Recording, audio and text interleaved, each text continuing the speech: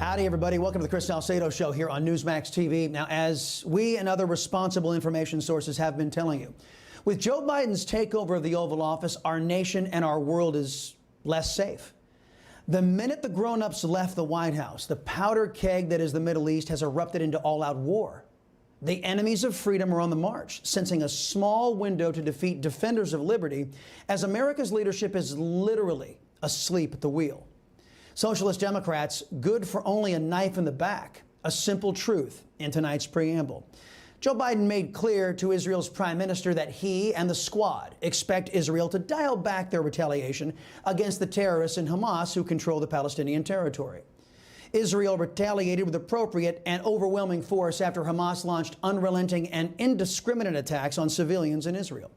The Iranian-backed bigots of Hamas have long operated under the disgusting premise that any good Jew is a dead Jew.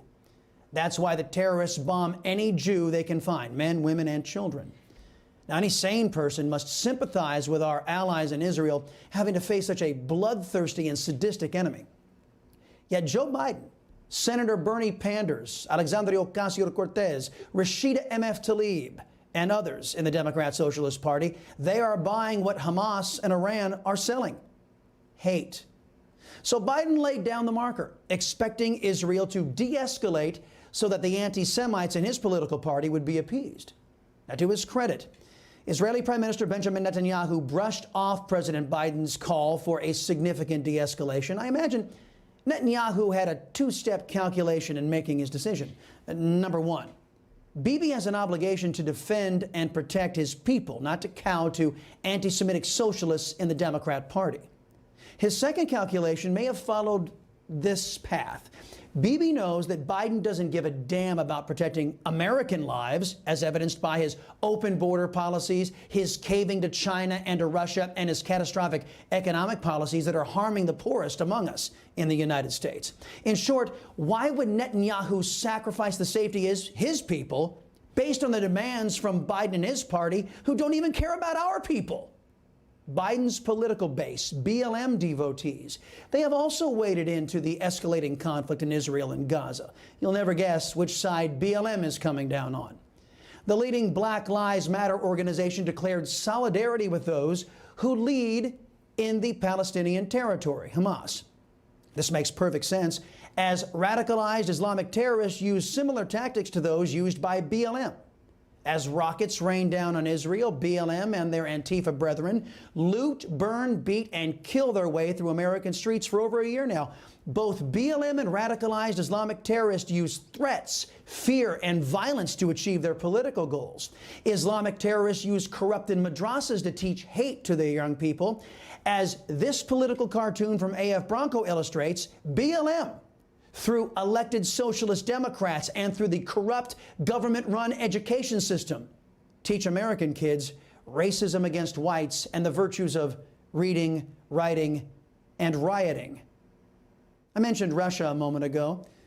The Biden administration is breaking U.S. law to remove sanctions on Russia so that that country can complete a pipeline between Russia and Germany. This will, in effect, expand Russia's sphere of influence in Europe and diminish the influence of the United States. This move is reprehensible on a lot of levels. The biased press, silent on Biden's butt-kissing of Putin. Remember, this is the same media that decried Russia and the false connections to President Trump over the last 4 years. But another disgraceful aspect is this: that Biden has been busy killing pipelines in the United States, harming the U.S. economy and our energy independence, and killing American jobs, while he is now helping Russia build their economy, creating Russian jobs and Russian prosperity. In my opinion, we're witnessing the Democrat Socialists' foreigners first policies in real time.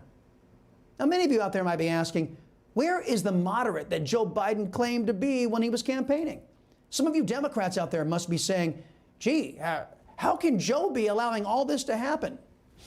I have an idea.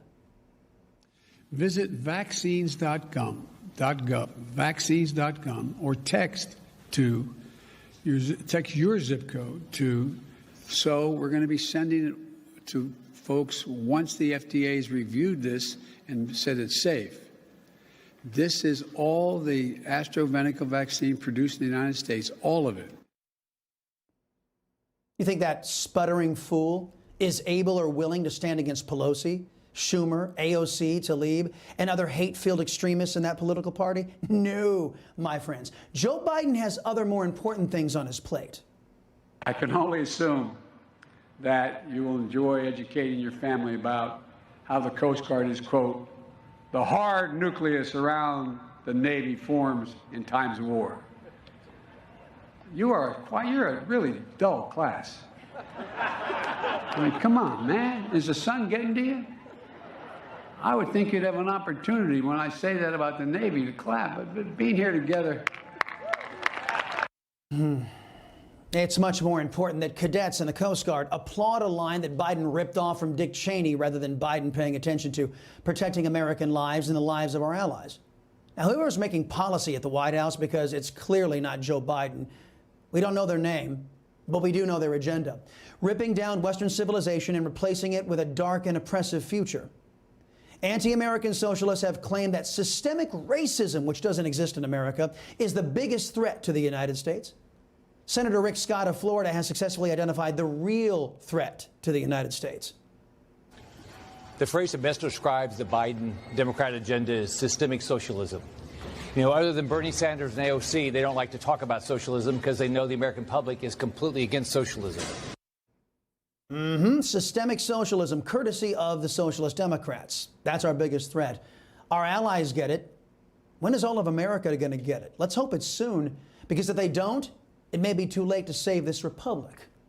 We'll continue to do our part here on the Chris Salcedo Show.